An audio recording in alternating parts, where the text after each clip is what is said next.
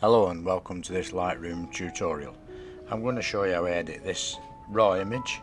As you can see from the information on the screen at the top right hand corner, it is a raw image.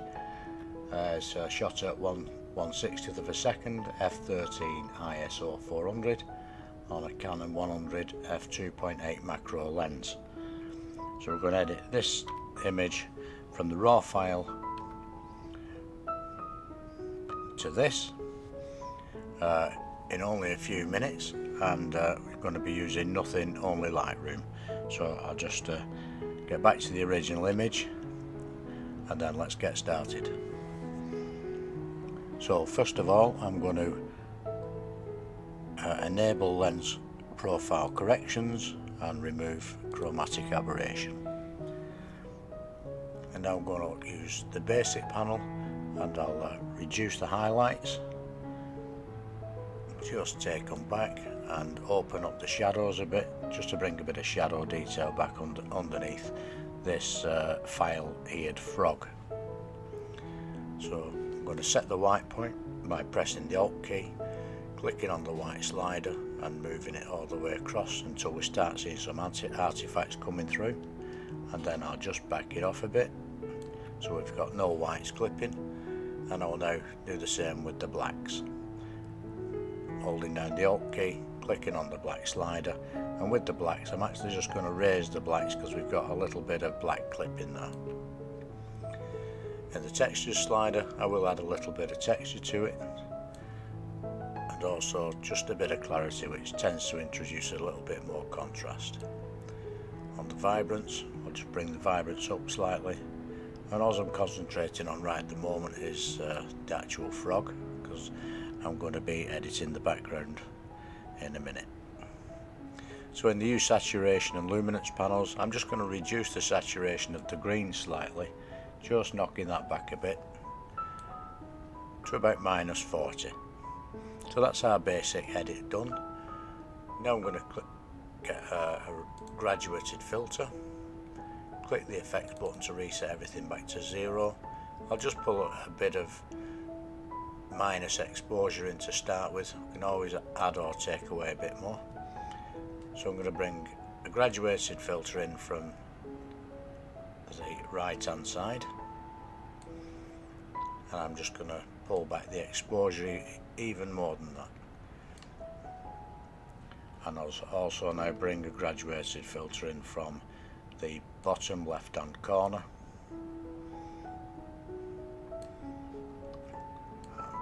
So about there. Maybe we can bring one in from the top, but I won't have that set as strong, so I'll bring one in from the top, just to about there. That's what we're going to do now with the graduated filter. I'm now going to crop this image to get a much more pleasing composition, and I think about that. I want the frog set on the top left hand third. I think that makes for a bit more of a pleasing composition. What I'm now going to do is add a radial filter, and I'm going to add a radial filter to the frog's eye, and I'll just bring up the exposure in the eye, but what you'll see in a minute as it brings up the exposure, it also brings up a catch light in the bottom of the frog's eye, which I'm going to get rid of in a minute. So I'm quite happy with that. So as you can see, the radial filter, just a bit more exposure, has brought up some detail in the eye, but it's also brought up this catch light at the bottom, which is a reflector. So what I'll do with that now is I'm just going to get the brush, reset the brush, and I'm going to just pull the exposure back on the brush. I'm going to set the size of the brush quite small, and I'm also going to increase the feather on the brush to about the 80 mark. So just get the brush in the bottom of the eye and just reduce the exposure just in that catch light. I'll just pull that back a bit more, and can just see there then that the catch light has just started to disappear from the bottom of the frog's eye, but we have retained the detail in this section of the frog's eye here. I'm going to grab another radial filter, click on the effects just to set everything back to 0. I'm going to raise the exposure by about half a stop, and I'm going to bring the radial filter in just on this frog. Just drag it out slightly, just to make the frog just stand out from the background. I can get a new radial filter now, and I'm just going to lighten this area where the frog's front legs are. I'll just bring that down now. I've got the feather on the radial filter set to 50, so we're not in any danger of seeing any banding in the image. I will now click on for a new radial filter, and I'm just going to bring a little bit of detail just under the frog's back leg. So I'm happy with the radial filters that we've added. I'm now just going to put one more radial filter now, but it won't do anything to the exposure, so we'll just set everything back. I'm just going to put a large radial filter around the frog, and with this radial filter I'm just going to add a little bit of texture to the frog's skin, a little bit of saturation to the frog, not too much. We want him to retain his original colour, and a little bit of sharpness to the frog. So we've added texture, added a little bit of saturation and a bit of sharpness to the frog overall. So now what we're going to do is clean this area up here. So to do that we will use the spot removal tool, and that can be found up here in the top right hand panel, next to the radial filter and the graduated filter, red eye correction tool. Then we've got the spot removal tool. So just click on the spot removal tool. I'm going to click on the clone, go over here, make the brush a bit larger, so we need the centre of the brush really to cover the whole of that area, and I'll just grab it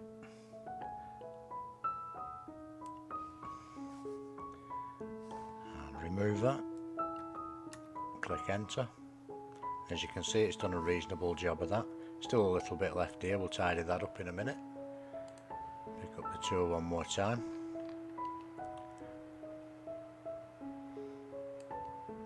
Just remove that piece along there.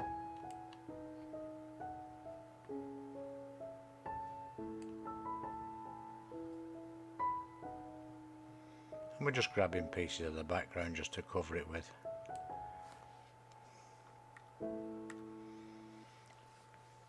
It's not done a bad job there. One more time.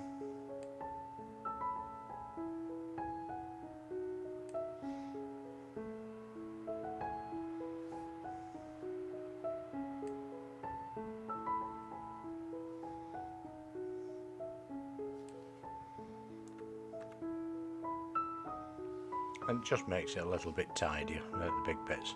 I'm just going to leave them there now because it's nowhere near as good as you could do in Photoshop, but it has got rid of the majority of the parts sticking out. So we'll just finish this image off and adjust the crop. And whilst I've been doing that, I have just spotted another spot that I want to get rid of, which is really more what this tool is designed for, which is that piece there, just a bit distracting. That looks a lot better now because it was a bit of a white spot there. And there's the image finished. So I hope you've enjoyed this short tutorial. If you have, please click the subscribe button, give us a thumbs up, comment below. You might even know of an easier way to use the spot removal tool which makes it even better than what I've got here, so just put that in the comments below and we'll see you on the next one.